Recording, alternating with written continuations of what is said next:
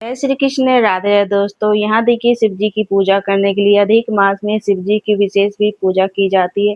यहाँ देखिए सारे सामग्री मैंने निकाल लिए, चंदन, तिल, फूल और कच्चा दूध, घी के दीपक और चीनी में मीठा में चीनी ले लिया है। मिठाई अगर ना हो तो आप मीठा में चीनी या गुड़ भी अर्पित कर सकते हैं। चलिए पूजन करके दिखाते हैं।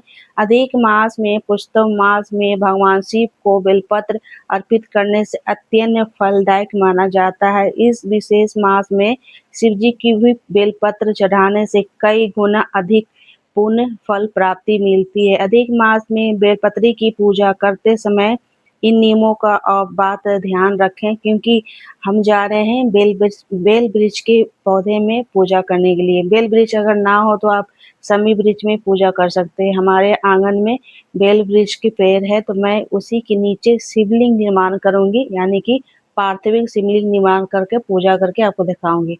अधिक मास में पूजा जरूर करना चाहिए। और कल है सोमवार, सोमवार का दिन। भोलेनाथ की महिमा को पूरा नहीं जान सकते, इतना बड़ा महत्व होता है। 68 करोड़ ग्रंथ में लिखा है कि जो बेल के जड़ों में एक लोटा जल चढ़ा देता है, तत्काल उन्हें 68 करोड़ की यात्रा की फल प्राप्ति मिलती है। अधिक मास में शिव जी की विशेष पूजा की जाती है, जैसे नारायण जी की हम पूजा करते हैं। और कल है सोमवार का दिन। अधिक मास में पड़ने वाली सोमवार के दिन बेल वृक्ष के पास जाकर, अगर बेल वृक्ष नहीं है तो मंदिर में भी जाकर बेल वृक्ष के पास आप एक छोटा सा शिवलिंग निर्माण करके पूजा कर सकते हैं। अगर आपके आंगन में बेल वृक्ष के पौधे हैं, छोटा सा भी पौधे हैं, तो गमले में ही शिवलिंग निर्माण करें। एक छोटा सा उपाय बताएंगे आपको इसी वीडियो में। अगर बच्चे माँ में पटरी नहीं खाती है, यानी कि उनका अच्छे संबंध नहीं है, तो एक छोटा सा उपाय कर लें। बेल वृक्ष के जो पौधे होते हैं, और आप अपने सर से ऊपर लेकर, यानी कि सफेद धागा लेना है, अपने सर से ऊपर लेकर और नाप कर वो धागा को ना बेल वृक्ष के पौधे में बांध देना है। ये करने से ना अधिक मास में ये छोटा सा उपाय करेंगे ना, तो आपके जो जितनी भी संबंध खराब है, यानी कि माँ पिता में या बच्चे माँ में अगर संबंध अच्छे नहीं है, तो ये कार्य करने से ना आपके संबंध अच्छे बनेंगे। और अधिक मास में भगवान शिव जी की पूजा आराधना करना विशेष फल प्राप्ति मिलता है। और यहाँ देखिए मैंने बेलपत्र तोड़ ली है। ये देखिए बहुत पुराना ये पौधा, कम से कम 5 से 6 साल का ये पुराना पौधा है। बहुत बड़े हो चुके हैं, तो मैं लाकर ना छत पर रख दी हूँ। और ये गमले में देखिए कितना मोटा जड़ हो गया, यानी कि इनका थम है ना बहुत मोटा हो गया है। तो मैं इसी में ना सावन में पूजा करती हूँ, अधिक मास में इसी में पूजा करती हूँ। तो मैं करके दिखा रही हूँ कि अधिक मास में भी सावन महीने में मैं इसी में पूजा करती हूँ। ये देखिए कितना ये बेल वृक्ष का ना पौधा बहुत बड़ा हो गया है। और जल सींचना चाहिए। सबसे पहले जल सींच देंगे, कच्चा दूध अर्पित कर देंगे, सब पीले चंदन लगा देंगे, भस्म है तो भस्म अर्पित कर दें, अगर भांग है तो भांग भी अर्पित कर दें। ये सारी चीज भी नहीं है तो मात्र 2 चीज से भी सिर्फ पूजा कर सकते हैं, कच्चा दूध और चंदन अर्पित कर दें, शुद्ध जल अर्पित कर दें। और सावन में हमारे ना इसमें ना पूजा बहुत होता है, मैं रोजाना पूजा करती हूँ। अधिक मास में भी आप डेली पूजा कर सकते हैं। यहाँ देखिए चीनी मैंने, यानी कि मीठा में चीनी चढ़ा दिया है। अगर मीठा में नहीं गुड़ है, चीनी में अर्पित कर सकते हैं।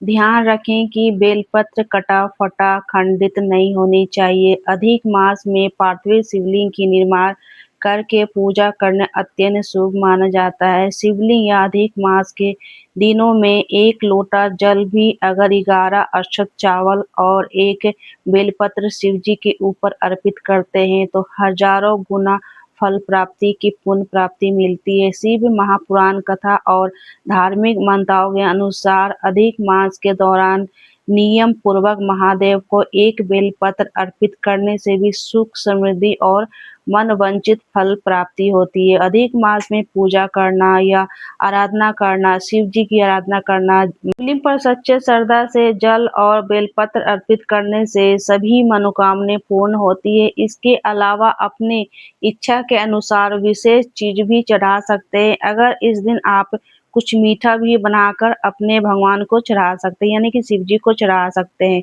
यहाँ देखिए मैंने बेलपत्री के ऊपर ना चंदन लगा दिया है। बेलपत्री आप 1 की संख्या, 2 संख्या, 5 की संख्या में ले सकते हैं। घी का दीपक ही जलाएँगे, घी इतना डालेंगे कम से कम 1 से 2 घंटे जलती रहनी चाहिए जब भी पूजा करें। और हमारे भोले तो भोले ही हैं, हमारे शिव जी बहुत ही भोले हैं।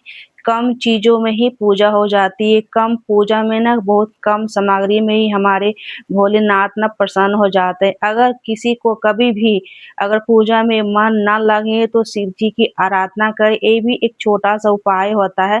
बहुत सारे लोगों को ना पूजा में मन नहीं लगता, यानी कि पूजा पाठ में बिल्कुल ही मन नहीं लगता है, तो वो क्या करें, शिव जी की आराधना अगर करेंगे, क्योंकि शिव जी की आराध्य है नारायण है और नारायण के आराध्य शिव जी हैं। तो अगर पूजा पाठ में बिल्कुल मन नहीं लगती है तो ये भी छोटा-सा उपाय कर सकते हैं। बस शिव जी की आराधना करें, अगर समय नहीं है तो कम से कम इनका 3 अक्षर का जो ओम नमः शिवाय जाप करना शुरू कर दें। ये देखिए शिव जी की कृपा है कि यहाँ देखिए बेल वृक्ष कितने बड़े हो गए हैं।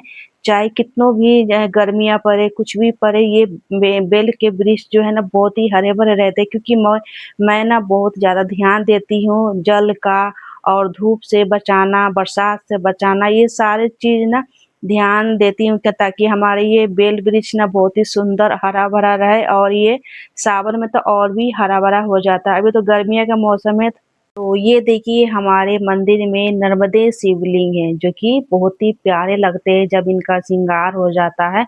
रोज़ाना श्रृंगार करती हूँ और इस तरह से ना फूलों से, चंदन से, जैसा मन होता है वैसा मैं श्रृंगार करती हूँ। कभी ब्लू वाला जो अपराजिता फूल निकलता है उससे श्रृंगार करते हैं, या सफ़ेद वाले जो चमेली का होता है ना उससे श्रृंगार करते हैं। तो हर अलग-अलग पुष्पों से श्रृंगार करना काफ़ी अच्छा लगता है। और कहते हैं कि जब शिव जी की आराधना करने लगे ना, ऑटोमेटिक आपको राधा रानी की कृपा मिलने लगती है। सभी देवी-देवता के जो है ना शिव जी से ही कनेक्शन होता है। इसलिए शिव जी की पूजा करें तो सभी देवी-देवता की पूजा हो जाती है। क्योंकि जब मरने के बाद ना शमशान ही जाना होता है, इसलिए शिव जी की आराधना करें। अगर आपके कोई कि शिव जी हर किसी का मनोकामना पूर्ण करते हैं, बहुत ही जल्द पूर्ण करते हैं। कहते हैं ना कि अगर दिल से, श्रद्धा से अगर पूजा किया जाए तो बहुत जल्द पूरी हो जाती है।